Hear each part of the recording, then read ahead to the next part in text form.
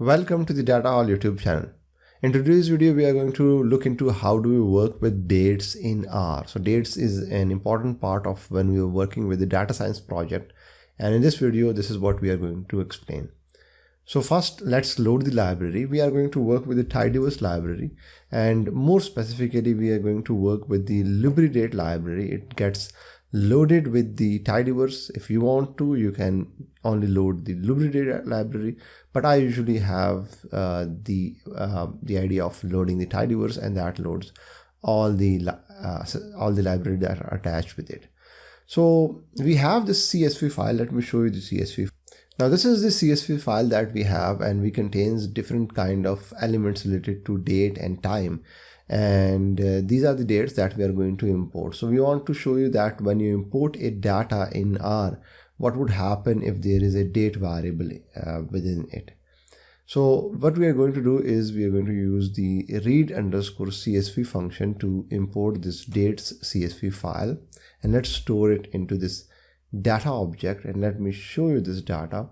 So this is how it looks like. Now it looks like date, but in some cases, now this is considered a string by, let me show you the structure of this data object. Now if you look at the structure, you would see that it reads these dates as character variables, so it doesn't recognize them as date. And if you want to perform certain functions that are related to date, let's say arithmetics, etc., we want to extract the month or the year from this date, then we cannot perform these functions on these character data. We would have to tell R that these are the dates columns rather than character column. Now one way of doing it while we are importing it is to use this column types function, and within that we would use this code chunk where we tell that date 1 column, now this is the date 1 column, and this is the date 5 column, and date 4 column. So these are the date, and we would have to specify their format. So their format is that we first have the day, then we have the month, and then we have the year. This is how I have specified it.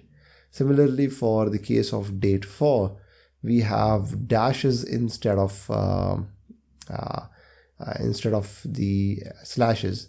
And when we import this, and let me show you the structure of this data too, you would see that now it reads date 1 and date 2 as a date column rather than a character column. This is how you can see over here that it is a date rather than a character column. Now this is one way of reading the dates in R, that is while you are importing a CSV file. But what if you have a string within your data and you want to create a date or time from that specific string? So we have over here a string because we know it because it is in inverted commas, and if we want to convert this string, this character, into a date time object, there is a symbol function within a lubridate that specifies, that converts this string into a date, and that is dmy. It is dmy because our date is written as the day first, then we have month, and then we have the year. So if I press Ctrl Enter, you would see it is converted into a date. If I can show you the class of this object, then you would see that its class is a date class. This is how we know that it is a date. Similarly, this is the same date but written in a different format. We are using the same function and we are converting it into a date object. So we use this dmy, which means that day, month, and year. We have similar other functions, mdy and ymd, depending on how your date is written. So let's work with this data frame that we already have. We have this date 1 column, and if we look at its data type, then it is a character data. Now we use this dmy function on this column to convert it into a date type, and at the same time I'm going to show you the class of that object, that column, and it says it's a date. So we show you that how to use the dmy function. Similarly, we have mdy because if our date is written in the format that we have month first and then we have the day and then the year, then we would use the mdy Or in the other case, if we have year, month and date, day, then we would use ymd.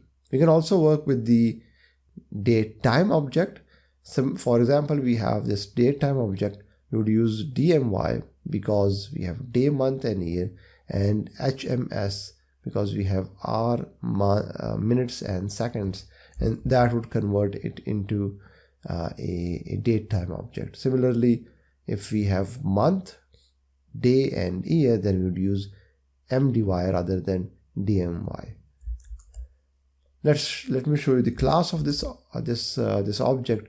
It says it's a POSIX city. That's why we know that it's a date time object. So we have three kinds of classes when we are working with date and time. We have date that we showed you over here. We have date time. This is how it looks like. And then we have a difference that we are going to look into at the end of this tutorial. Now let's move forward and let's extract different components from a date. So let's say we have this date. We have this data where we have different component, and we want to create a date time from these components. So we have the day, month and years, but we want to create a date object. So what we do is we use the make date function where we specify the year, month and day in the same order. These are the name of the columns that we are going to specify. So we take the data frame and then we mutate date of birth, which should be equal to make date from these three columns, the year, the month and the day column. Now let's press Ctrl Enter, and if I can show you, this column had been created and it is a date column. You can look at whether it is a date column or not using this class function. Similarly, we can make a date time object in a similar fashion because we have hours and minutes and seconds in our data. So we can take and make a date time object. And this is how this date time object would look like. Now we combined these individual components in a date or date time object. What if we have a date and we want to extract some date or time components from it? So let's look at this date time object. We have this date time object, and let's create a date object that would contain this date time.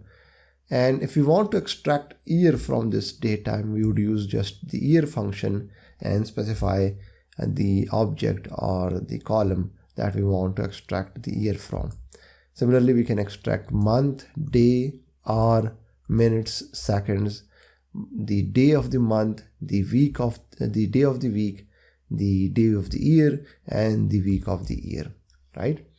There is one more thing that we can do is, for example, when we extract the month, it shows us the number of that month. So we know that March is the third month of the year. But what if we wanted the label rather than the number of that month? Then we'd use the label parameter, and it gives us that it is March, and it gives us in the abbreviated form. And if you do not want it in the abbreviated form, then we would use the abbreviated parameter and set it to false. By default, it is set to true, and that would give us the full form of that month. Okay, so let's move forward and look into how do we round the dates. So let's take this date, and we had created this date of birth object, and if we want to round it to the lower digit, to the floor, using the months parameter, like for example, let me show you this date. This is so this is 13th of January 1996. We want to round it off. We want to set it to a lower date based on the month. So we want to convert it into 1st of January 1996. Similarly, all these days would be converted to the 1st of January 1996. This is what the floor date would do. Similarly, the ceiling date would convert it into the upper digit, but we again have to specify which kind of upper digit. We want the month or we want the week. So in this case, I have specified the week, so we can show you how it would work. Similarly, round date would simply round the date to the nearest object. So if I can show you these three columns, we had this DOB, which was 13th of January 1996. It had been rounded to the 1st of January 1996.